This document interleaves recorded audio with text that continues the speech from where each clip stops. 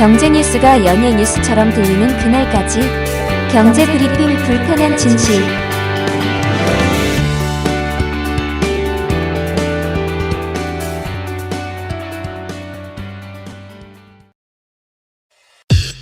EPD의 픽.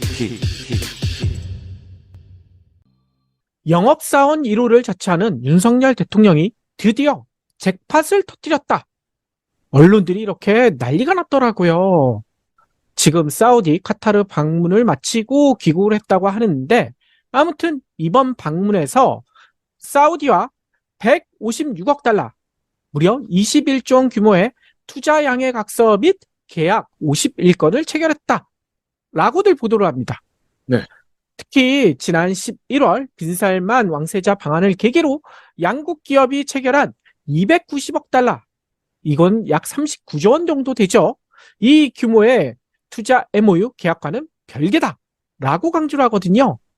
이 대통령실과 언론들의 주장대로라면 우리나라는 무려 60조 규모의 경제적 이득을 얻는 셈 아니에요. 윤석열 대통령 순방 예산이 666억 원, 뭐 이렇게 얘기들 하더라고요. 근데 60조 넘게 벌어왔으니 이건 남는 장사 아니냐? 뭐 이런 얘기인 것 같아요. 에이, 근데 MOU라면서요. 그러니까요.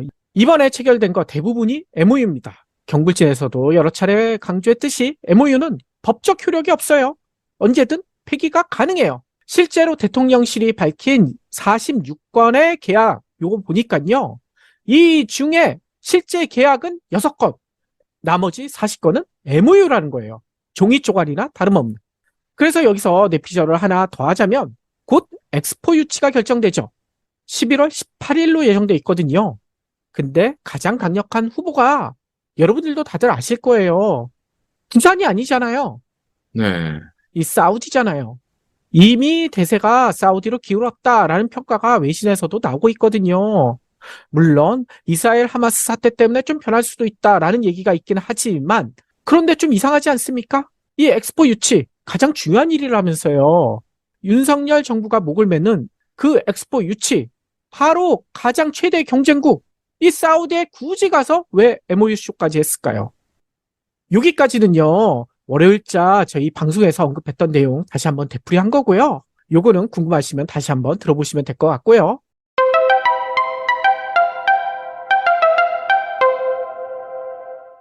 아무튼요, 경불진과 뜨디는 언론들이 이 비슷한 지적들을 했어요. 그러자 대통령실은 언론을 통해 이 관련된 홍보를 더 강화하고 있습니다. 유시스는 어제 이렇게 보도하더라고요. 윤석열 대통령 사우디 순방 수주 재팟, 해외 건설 수주 목표 달성 청신호. 그리고 한국 일본은요, 사우디 진출 반세기 현대건설 누적 수주 280억 달러 국내 1위. 그리고 한국경제는요, 현대건설 사우디 진출 반세기 다시 일렁이는 K건설 중동 붐. 이게 뭔 얘기냐면요, 국내 건설업체들 지금 국내 부동산 경기 침체와 PF 그리고 뭐 여러 가지 문제로 골머리를 앓고 있잖아요. 근데 중동 건설 붐이 일어난다면 이거 다 해결되는 거 아닙니까? 정말 좋은 소식이잖아요. 그렇죠. 이것만이 아니에요. 또 언론들 뉴스원 현대차 사우디의 첫 중동 생산 거점 2026년 연 5만 대 양산 시작, 이런 보도도 했거든요. 이게 뭐냐? 현대차가 사우디와 자동차 조립 합작 공장을 건설해 중동 지역 내 첫 생산 거점을 만들겠다, 이렇게 발표를 했대요. 이미 사우디 자동차 시장 지금 현대차, 기아차 합쳐서 점유율이 21%래요. 45%인 도요타에 이어 2위를 차지하고 있다고 합니다. 그런데 이렇게 생산 거점, 공장까지 만들게 되면 조만간 사우디에서 점유율 1위 이렇게 올라설 수도 있다 라는 기대까지 하더라고요. 예, 늘 1위를 기대하더라고요. 그러니까요. 그런데 뭔가 좀 이상해요. 뭐가 이상하냐면요, 아니 이렇게 잭팟이 터졌다 이런 좋은 소식이 들려오는데도 관련 주가가 요지부동이에요. 투자자들은 다 아는 거죠. 그러니까요. 이 현대건설 주가 어제 100원 올라서 34,900원에 장을 마쳤거든요. 그런데 23일에는 2,950원이나 빠졌고요. 그 다음에 24일 300원, 25일 100원. 이것밖에 회복되지 못했고요. 근데 오늘 보니까요, 오늘 저희가 녹음하고 있는 오전 10시 40분 현재 350원이 다시 빠졌습니다. 네. 현대차도 마찬가지예요. 23일에는 1,900원 오르는 듯 살짝 반등을 했지만요. 24일에는 2,600원, 25일에는 800원. 그리고 오늘은요, 1,600원이나 빠졌어요. 그래서 지금 현재 주가가 18만 400원. 이것밖에 안 됩니다. 물론 요즘 대부분의 증시가 각종 문제 때문에 죽을 쓰고 있잖아요. 그건 좀 감안해야 되겠죠. 하지만 언론들은 지금 잭팟을 얘기하고 있잖아요. 제2의 중동 네. 건설 붐, 그리고 사우디 시장 점유율 1위. 이거를 얘기하고 있는데 이걸 감안하면 주가가 꽤 뛰어야지 정상 아닙니까? 그때 그렇지 못해요. 도대체 그 이유가 뭘까? 말로만 잭팟이니까 그런 거죠. 그러니까요. 그래서 그 이유 좀 더 구체적으로 좀 살펴봐야 될 것 같아요.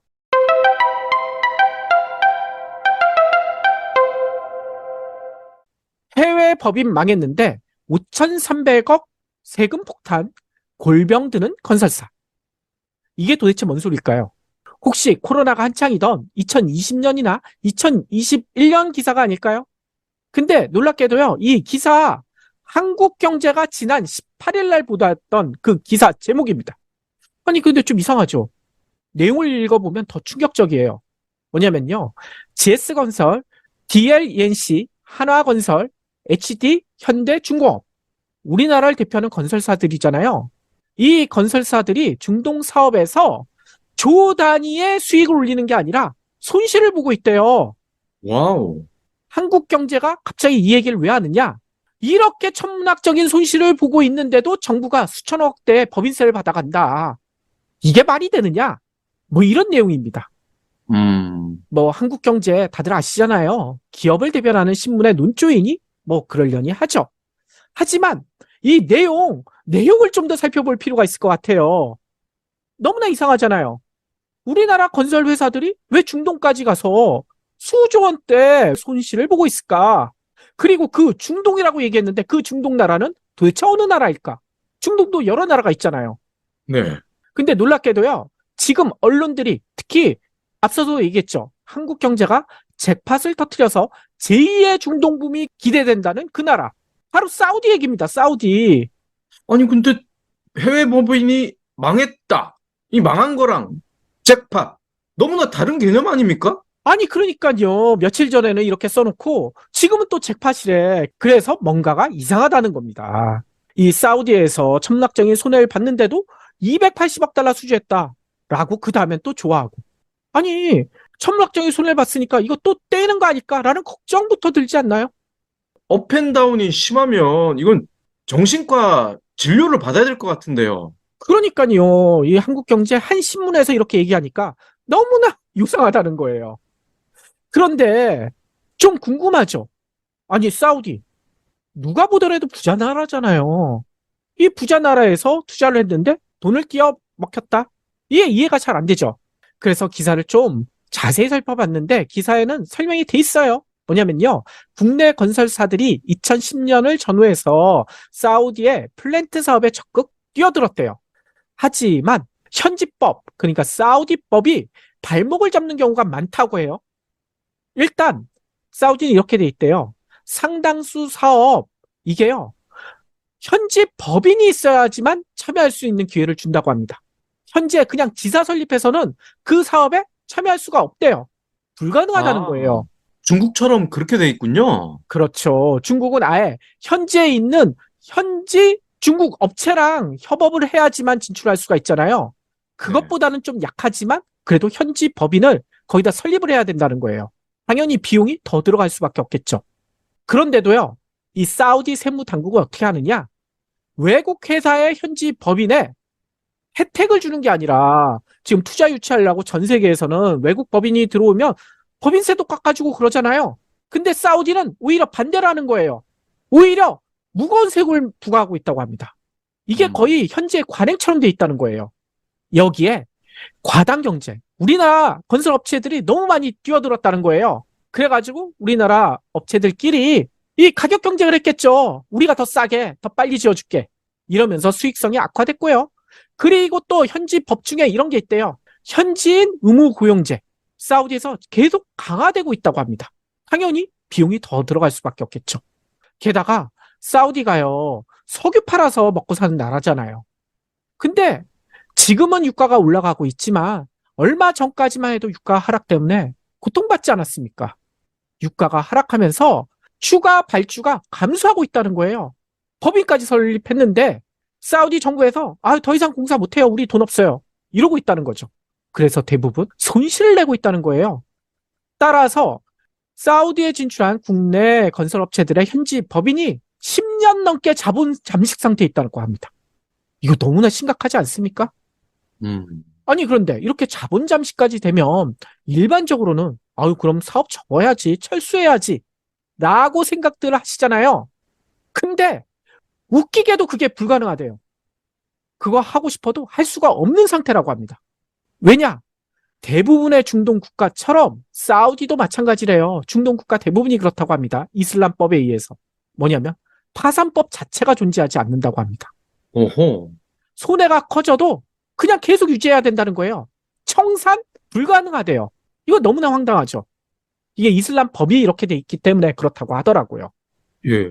아니, 이렇게 되면은 외국 기업들이 사우디에 안 들어가려고 할 것 같은데요? 그러니까요. 기존에도 그래서 외국 기업들 진출이 잘 안 된다라는 얘기가 나오니까 제가 또 기사를 찾아봤더니 이렇게 돼 있어요. 사우디도 유가가 떨어지면서 뭔가 또 석유 말고 다른 산업을 키우기 위해서 외국 기업 유치가 필요하잖아요. 그래가지고 뒤늦게 2018년에 파산법을 도입하긴 했대요. 근데요, 2018년, 지금으로부터 5년 전이잖아요. 근데 법은 생겼는데 지금까지 파산법에 의해서 파산하는 업체가 없대. 적용받은 사례가 없다는 거예요. 네. 말만 만들어 놓은 거예요. 사실상 유명무실한 법이라는 거죠. 이 때문에요, 건설업계 관계자가 한국경제신문에 이렇게 하소연하더라고요. 특수한 현지법 체계와 국내 세제가 충돌해 건설사들이 사우디 진출해서 이중고를 겪어왔습니다. 네옴시티, 이거 예전에 설명드린 거 다들 아시죠? 이 빈살만이 만들려고 하는 이 네옴시티 등으로 중동에서 제2의 건설붐이 예상되지만 이 문제를 해결하지 않으면 건설사들이 마음 놓고 수주전에 뛰어들기가 어려울 것입니다. 이렇게 확정적으로 얘기를 해요. 이게 뭔 얘기겠습니까? 제2의 건설붐, 그리고 네온시티 환상, 한꺼번에 무너져 내리는 얘기 아니에요? 현지 법인 사람이 그거 환상이다, 지금 그거 얘기하고 있는 겁니다. 일반적으로 비즈니스 하시는 분들이 그 얘기 하더라고요. 중국 가서 우리 기업이 돈 벌기 힘들다 라는 얘기들 많이 하잖아요. 중국 다음에 힘든 나라가 어디냐? 사우디를 꼽는 비즈니스맨들이 의외로 많대요. 앞서 얘기처럼 여러 가지 법들이 이 비즈니스 하기 너무 힘들게 만들어놨다는 겁니다. 특히 외국 기업한테 가혹하다는 거예요. 그 이야기가 빈말이 아니다라는 것을 이 분이 증명해 주시는 것 같아요. 그래서 업계분들이 그렇게 얘기를 했군요. 네옴시티 참여하면 재수 온 붙는다. 그래서 그런 것 같아요. 그런데 괘씸한 것은 한국경제가 이렇게 보도해놓고 18일자에 보도해놓고 25일자에는 다시 일렁이는 K건설 중동부? 이게 뭔 얘기입니까? 이게 말이 안 되잖아요. 편집국장이 휴가 갔나 보네요. 휴가 갔나요?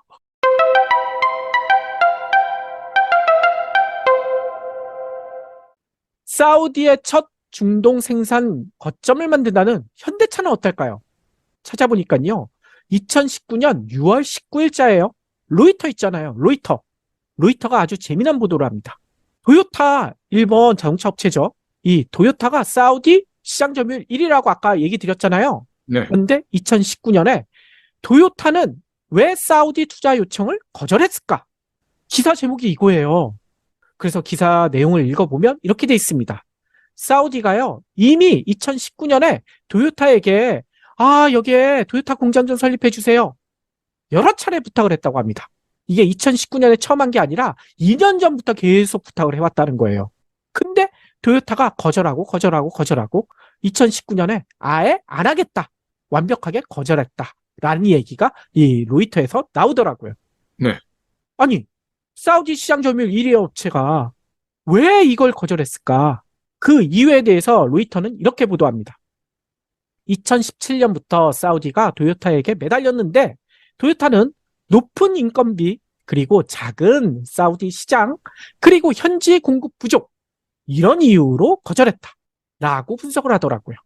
뭐 높은 인건비, 이거는 사우디 잘 사는 나라니까 뭐 이건 이해가 가죠. 그리고 사우디 시장 작은 거, 사우디 인구가 땅은 세계 12위로 엄청 넓지만 그 인구는 3,600만 명 정도밖에 안 돼요. 네. 이것도 당연히 걸림돌이 될 수가 있겠죠. 근데 현지 공급 부족, 이게 뭐냐? 사우디에는 제조업이 거의 없습니다. 석유로 먹고 사는 나라니까요.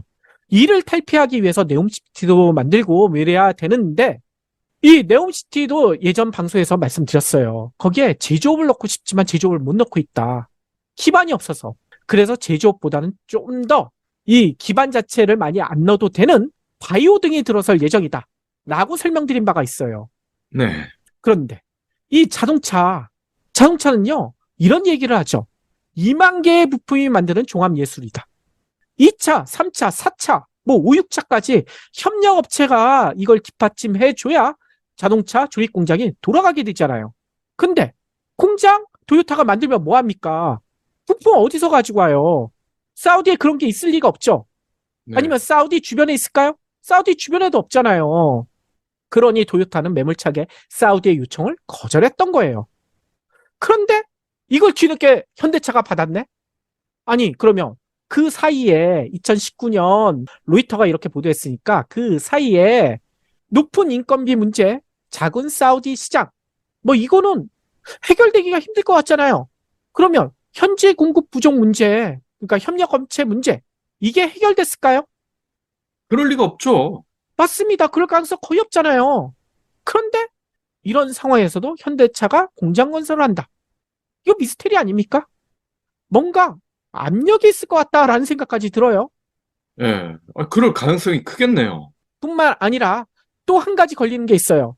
지금 사우디는요, 도요타한테 매달렸다가 차였잖아요. 그래가지고 현대차한테 지금 매달리고 있는 거 아닙니까? 뭐 갑을 관계라고 따지면 우리가 갑이죠. 사우디는 투자를 요청하는 데고요.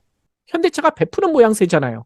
그런데요, 이번 합작 공장에 대한 기사 나온 거 자세히 보세요. 공장에 대한 지분이 어떻게 되는 줄 알아요? 5대5 아니에요? 사우디와 현대차가 공동 투자를 하니 뭐 넓게 봐서는 5대5 이렇게 나눌 수도 있고요. 그래도 이 사우디가 매달리는 입장이니까 우리 조금만 가질게 할 수도 있잖아요. 뭐 8대2, 7대3 이 정도 될 수도 있잖아요. 근데 기사에 나온 내용을 보니까, 현대차가 밝힌 내용을 보니까요, 현대차가 3이고 사우디가 7입니다. 에이? 이거 뭔가 이상하지 않습니까? 거꾸로 된 거 아니고요. 아우, 거꾸로가 아니라 발표가 그렇게 돼 있어요. 현대차가 30, 사우디가 70. 허허. 이러니 현대차 주가가 오를 리가 없죠. 그런데요, 이걸 제대로 보도하는 언론들이 별로 없어요. 이게 뭔가 이상하다 짚어야 될 텐데 짚는 언론이 거의 없습니다. 그런데요, 언론들이 몰라서 안 짚었을까요? 그거 아니잖아요. 다 알면서도 재팟이 터졌느니 제2의 중동부님이 이러고 있다는 겁니다. 이거 너무한 거 아닙니까? 다행히도 언론들이 이렇게 펌프질을 해 대지만 국민들, 개미들은 속지 않아요. 그러니까 주가가 지금 올라가지 않고 있는 거죠. 근데 이렇게 안 속는다는 것을 알면서도 계속 이렇게 하는 거, 제발 이제는 정신 좀 차려야 되지 않을까요? 예. 그래야, 예, 광고도 많이 들어오고, PPL도 많이 들어올 것 같으니까 이러는 것 같은데, 중장기적으로 생각을 하면, 언론사 신뢰를 떨어뜨리는 일 아닙니까? 이제라도 좀 정신 차리고, 경물진처럼 돈은 안 되더라도, 바른 말을 하는 그런 언론이 돼야 할 텐데 말이죠.